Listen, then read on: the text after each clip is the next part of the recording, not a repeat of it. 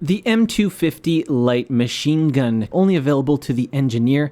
It is the highest damaging LMG in the game.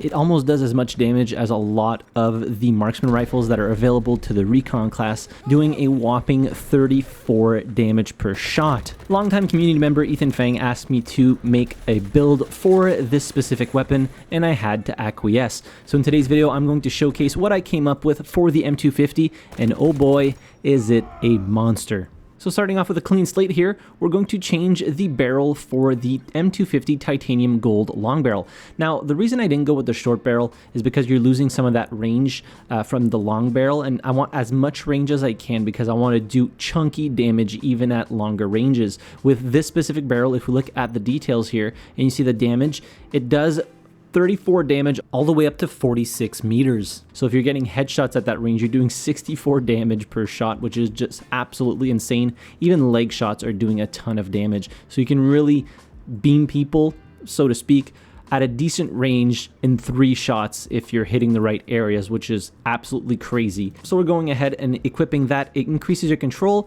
a little bit of a penalty on handling, a little bit of an increase on stability, and a large penalty on accuracy, but overall, I haven't been hip firing this a whole lot. So install that, and then I calibrated this with plus 50 grams to give you plus 4% firing stability because it does kick quite a bit. And as for the length, I reduced it by 10 millimeters to give you a little bit of a boost in ADS speed because it is quite a heavy weapon, and you can tell in the handling of it. You lose a little bit of the muzzle velocity, but overall I didn't feel like it was that big of a deal. As for the muzzle, I chose to go for the Bastion horizontal compensator because if we look at the actual recoil pattern, you can see there's a lot of left to right here, a lot of horizontal recoil, so correcting a little bit of that with the Bastion horizontal compensator is going to help a little bit.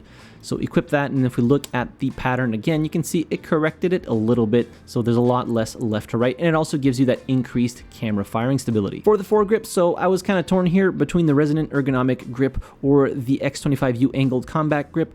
Ultimately, I chose to go with this one because of the massive recoil control you get for this specific weapon attachment, and I chose to actually not calibrate this specific grip. For the mag, I actually chose to downgrade to the 75 round belt mag as opposed to the 125 round box mag for the simple fact that I want to gain some of that handling back. Honestly, 75 rounds is plenty to deal with a lot of people, considering that you're doing 34 damage a shot. You can 3-shot enemies, so you can technically take down 25 enemies if you hit every single shot with that 75 round magazine. Obviously, that would be an absolutely crazy scenario, but still, you get the point. So go ahead and install that. For the rear grip, I chose to go with the AR Heavy Tower Grip because you get an extra slot, which is the grip mount. So this gives you plus across the board. So if we install it, then I calibrated this to the tune of plus 50 grams to get a little bit more of that extra control. As for the base, I went with the balanced grip base, giving you plus across the board as well, as opposed to the stable grip base with which you lose more handling, and that's not what we want here. We want the ADS speed to actually not be shit. So go ahead and install that. As for the stock, I chose to go for the Skeleton Sniper stock. The reason being I want to get some of that handling back that is already really bad. So this gives you plus 8 handling, plus 6 stability, slight cost to control. And as for the accuracy, I could care less of what the accuracy is for this weapon. I'm mostly ADSing or using a tactical holding stance, which will be provided by the laser. So we're going to calibrate this with plus 50 grams, and honestly, you could put plus 2 slots if you want a little bit of more aiming stability while breathing. If you're firing at a little bit longer ranges, even though the bipod down, it can help a little bit. So I just bumped that up. You get just a penalty of negative ADS movement speed, which is not the end of the world in my opinion. For the optic, I chose to go with the Mini RDS here, which is my favorite one. You could put something a little bit more magnified. I had toyed with the idea of maybe putting like just a flat ACOG on here, but 6x is a little bit much, maybe the 3.5x, and then having the laser sight on the side, so you could do that as well, but I just prefer to go with the Mini RDS here.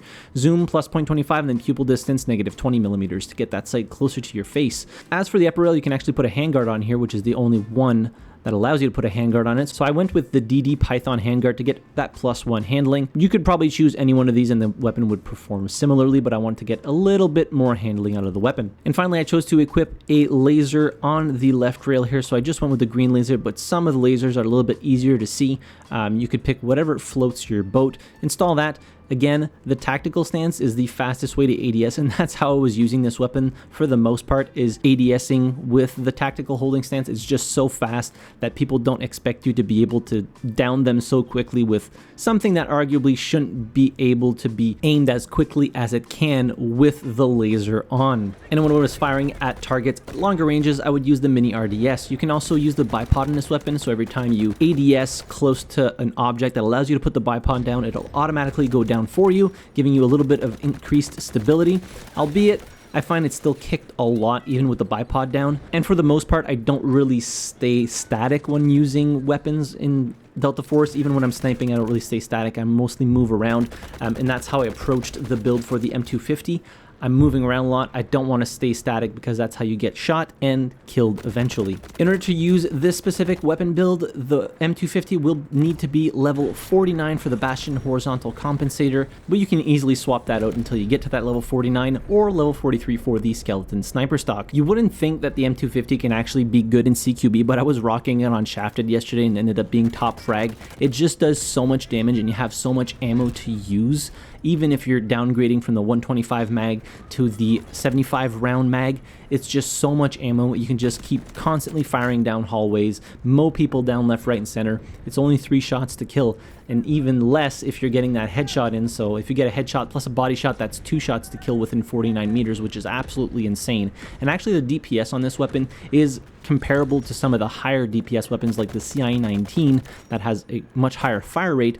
The fire rate of the M250 is 550 RPM, but it still does around 311 DPS, which is just mind-blowing. And you can definitely catch a lot of people off guard with the M250. They won't know what hit them because they're just going to start firing at you, and then if you're quick enough and you start firing back, they're going to be dead before they even know what happened.